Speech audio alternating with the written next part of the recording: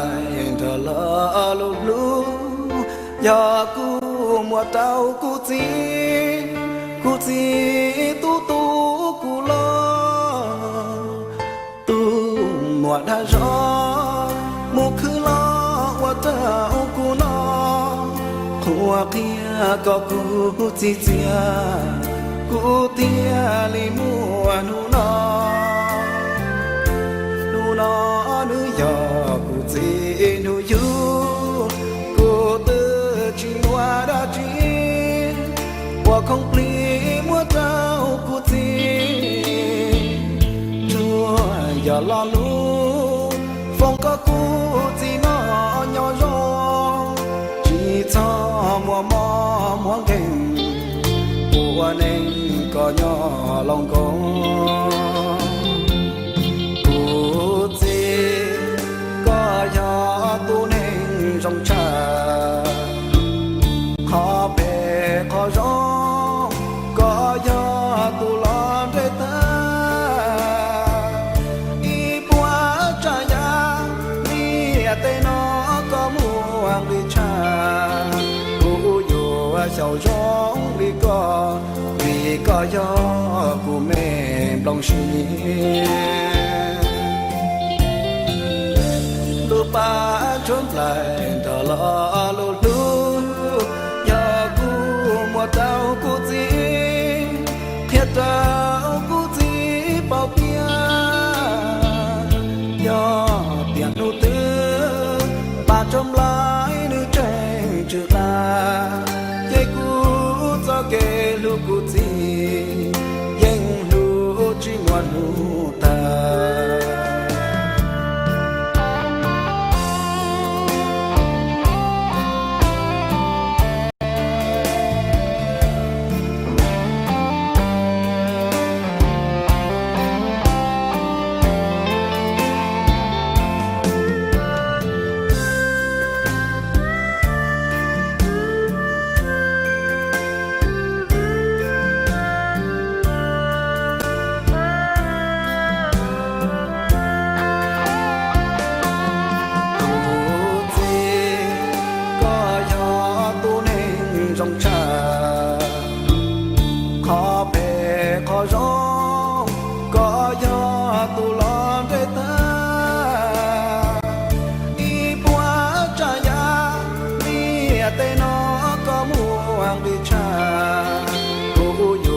sầu gió đi vì có gió của mẹ lòng xí lúc ba trốn lại thở lỡ lù lù giờ cu mùa trao cu chi thiệt trao cu chi bao bia giờ biển nô tư ba trốn lại nữ tranh trừ ta cho kê lu cu chi danh lu chi ngoan lu ta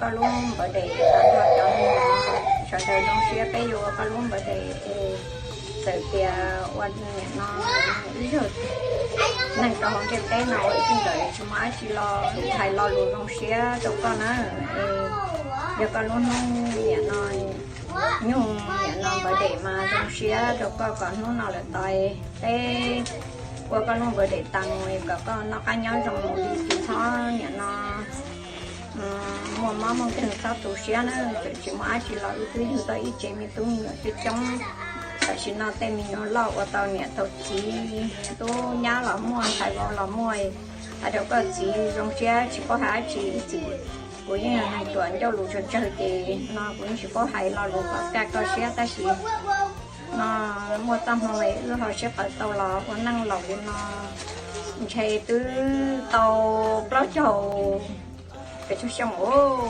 cái lót chầu dịp đó cho xong đó rồi chỉ xong sao lúc đó sao lò xí sau ở luôn năng mua mi tôm nhỏ tôm xài là mua rồi năng chả lăng tu nhà nó chỉ lăng xài luôn trong đi tem mình nhỏ luôn nó rong xe con không nhiều quần nè của rong xe chắp là để chúng ta chỉ là tem mình tu mình nhỏ nhà nó qua tàu nè tàu chỉ tu nhá xài vào qua tàu nè tàu chỉ qua nè chỉ rong xe con không nhiều qua lúc mà để nó tầm các rong xe lo luôn xin người đi nhà nó chỉ xong một máu một cái nữa cái tàu cho lăng thì hai con cha còn luôn luôn chỉ xong một cái nhau xe là tàu dù lâu để dù cho cái quan hệ giàu nó nhà liền giàu thế trong tuần sau xe nó cũng là một chút hai chị hay nó đâu có sữa rong xe con không nhiều nữa rong xe con không nhiều của lúc con nữa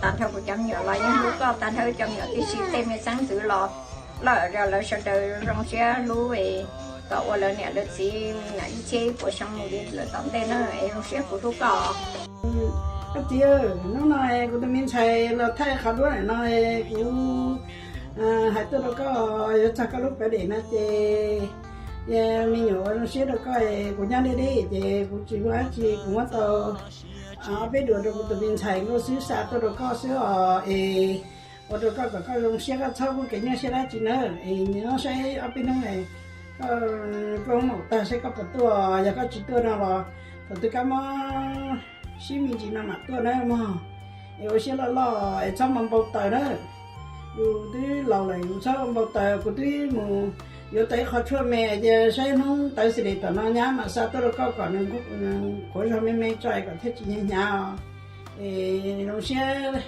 có lúc phải để nữa của hành nó sẽ cho mình nhớ nên mà cái đi chiếu phải để là cũng là nên nó sẽ của hành nó sẽ nữa. Happy birthday, Sheeling. Happy birthday. We wish you health, wealth, and happiness. Happy birthday.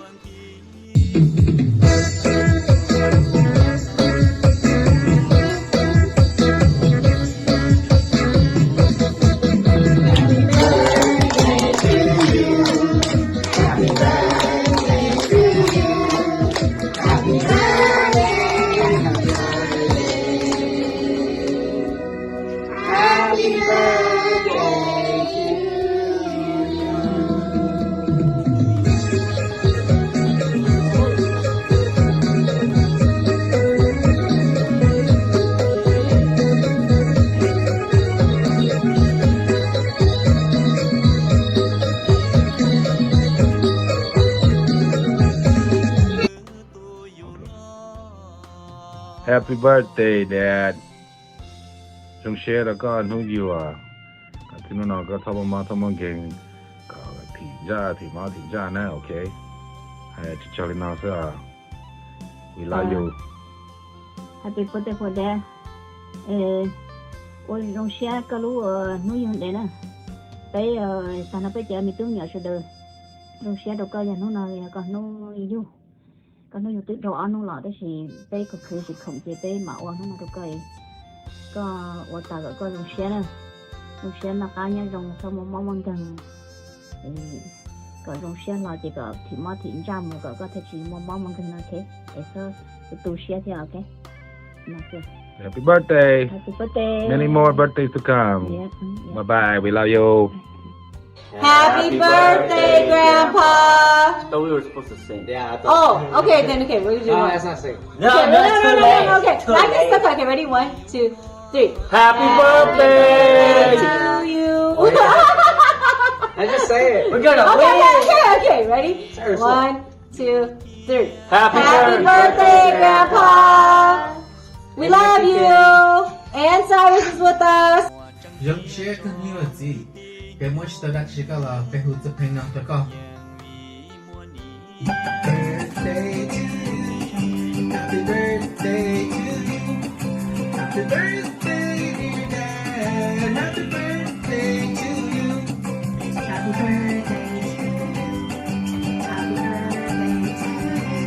happy birthday to you, happy birthday dear Dad, happy birthday to you, happy birthday dear Dad. Happy birthday to you.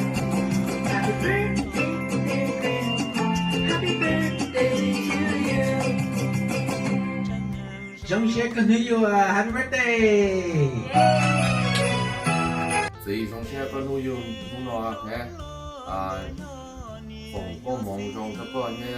Chị trong xe cho con sẽ mua cá mò để xong nó bên tua cùng nó có lại ta chỉ trong xe. Happy birthday, Grandpa. Dad. That makes sense. Okay, here, let's do it again. Okay. Say happy. Oh yeah, okay. We'll just say happy birthday, Grandpa. Okay, 1, 2, 3, go. Happy birthday, Grandpa. nhớ sao à chị Dòng xe nữ yêu.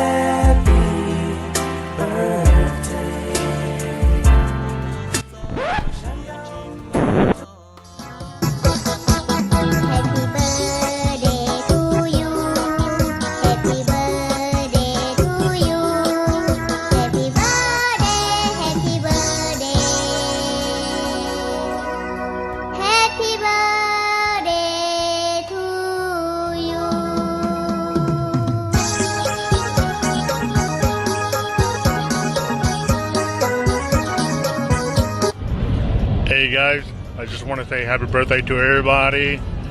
Dad, Kim, Vinci, and Dalutina. I'm sorry I'm not there to make a video with the family. I'm still working. I'm on the road right now coming home. So again, I just want to say happy birthday to everybody. We'll celebrate this weekend. Until then, take care. And again, happy birthday guys.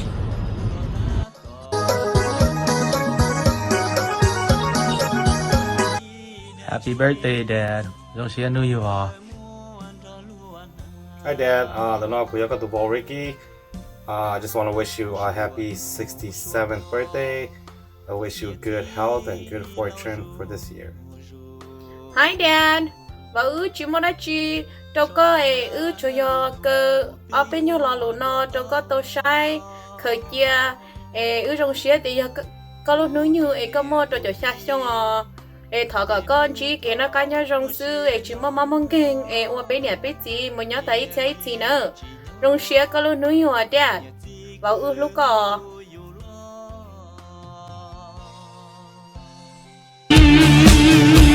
Happy birthday, happy birthday, happy birthday cho con nuôi yêu. Luôn chỉ sợ lo cho con lưu kề. Mày có khó vì sẽ gió ra chi. Thao có tao ly có lửa xiên chơi.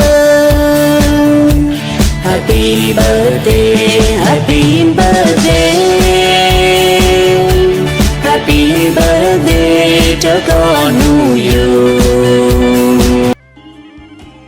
Dòng xe con nữ yêu. gì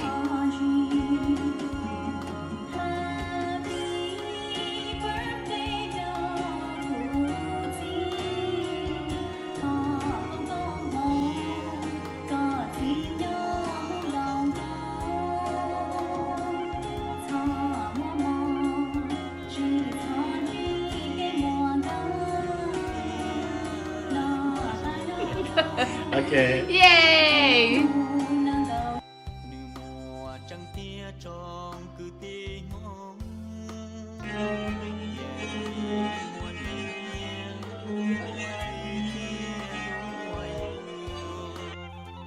Happy birthday, Dad. I love you. I hope you have a great year, and I hope you stay healthy. Happy birthday. Be safe over there in Wisconsin. And I know you miss California. You're more than welcome back. Happy birthday. Hi Dad. Cô chỉ muốn tao hai chị của hai trong xe nuôi như thế của chú con. Happy birthday, Happy Grandpa. birthday, Grandpa. I love you. We miss you. Baby loves you. Miss you too. Happy birthday, Grandpa. We love you. Happy